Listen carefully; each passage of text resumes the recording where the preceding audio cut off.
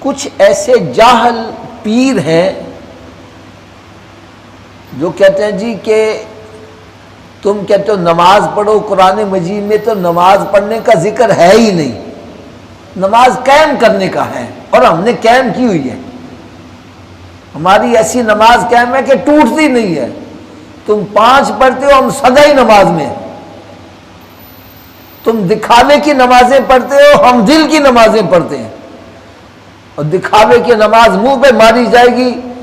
اس قسم کی گفتگو کر کے میں نے یقین جانو صحیح بتلا رہا ہوں، بھلے بھلے بندے جو نمازی تھے ان کو نماز سے دور کر دی۔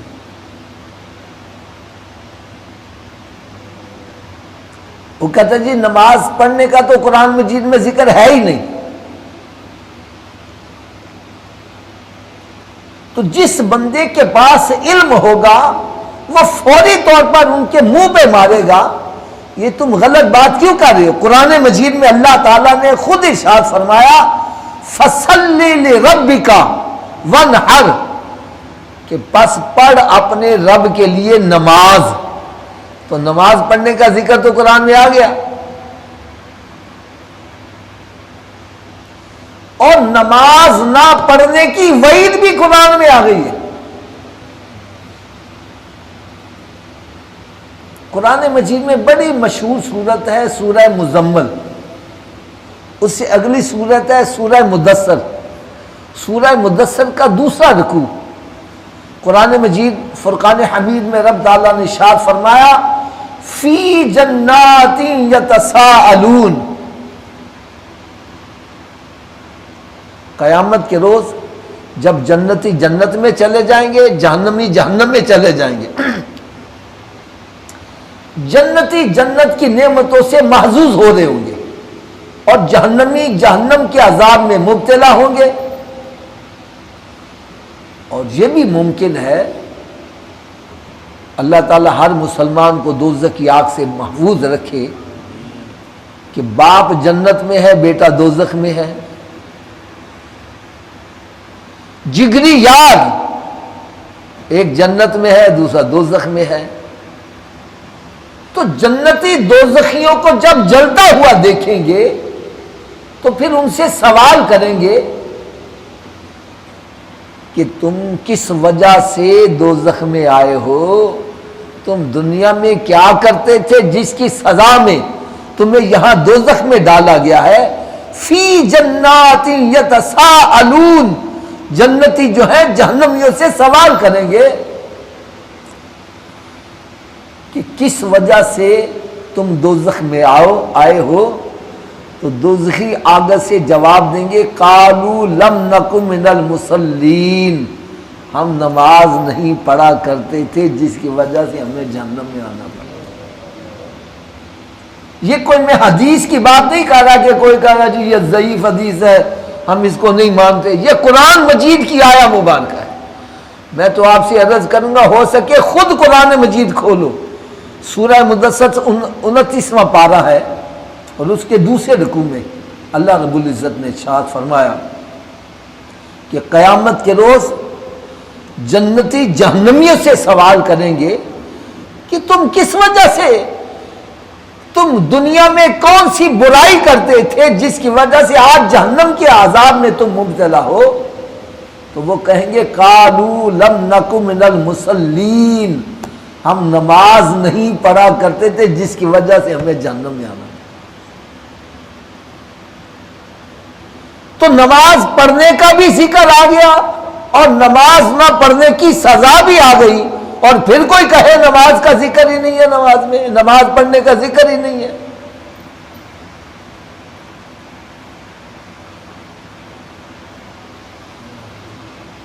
ایک ایسے بندے سے نا میری ایسے بحث ہو گئی، مجھے کہنے لگا جی کہ تم 5 نمازیں پڑھتے ہو، ہم سدا ہی نماز میں ہیں۔ اچھا، میں نے کہا یار مجھے یہ بتلا تم دل کی نمازیں پڑھتے ہو؟ ہاں ہم دل کی نمازیں پڑھتے ہیں۔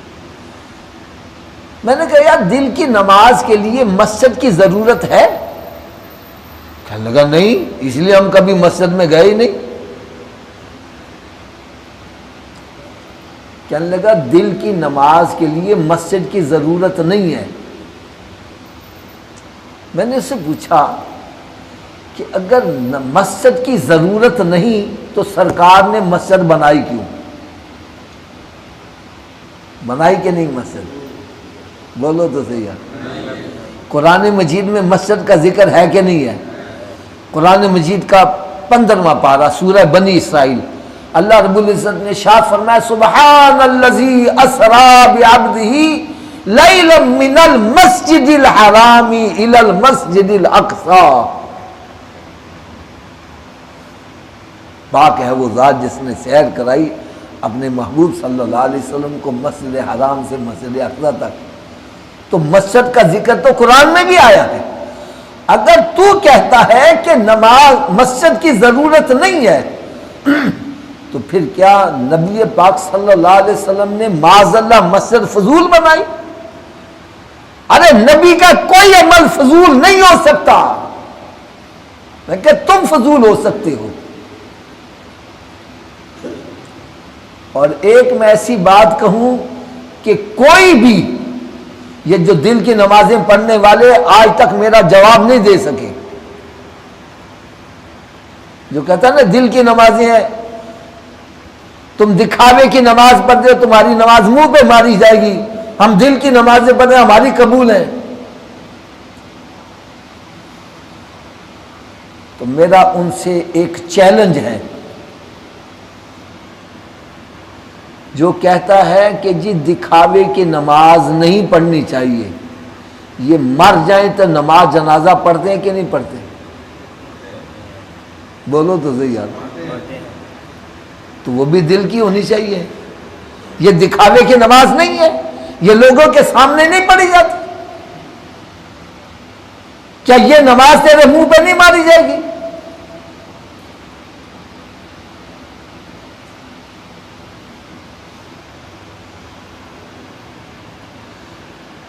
جب مر جاتی ہے تو پھر کہتے آؤ مولوی صاحب نماز سے پڑھا دو ذرا، تہاڈی مہربانی۔ ساری زندگی مسجد میں داخل نہیں ہوتے اور جب مر جاتے تو کہتے آج نماز پڑھاؤ۔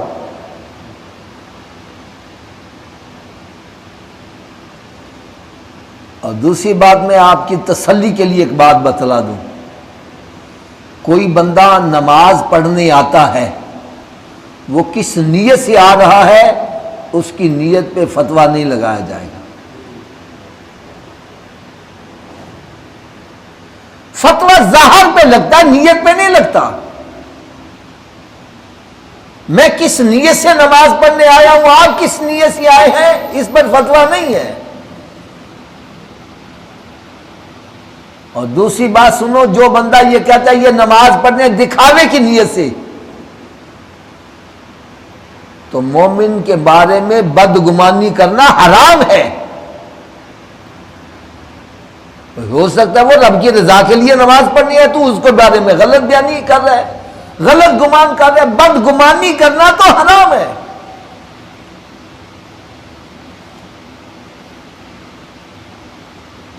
اور ہمارے پاس سب سے بڑی دلیل کیا ہے؟ سب سے بڑی دلیل